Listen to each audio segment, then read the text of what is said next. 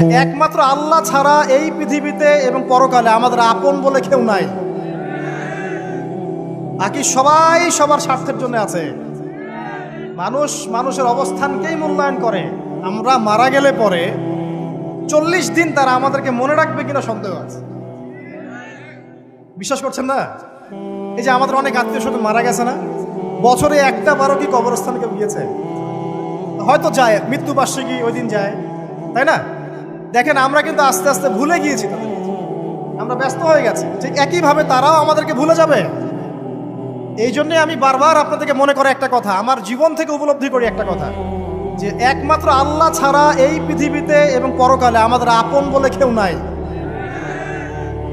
বাকি সবাই সবার স্বার্থের জন্য আছে। মানুষ মানুষের অবস্থানকেই মূল্যায়ন করে। মানুষ মানুষের অবস্থানকেই মূল্যায়ন করে। আল্লাহ রাব্বুল আলামিন আপনার ভিতরটাকে ভালোবাসেন।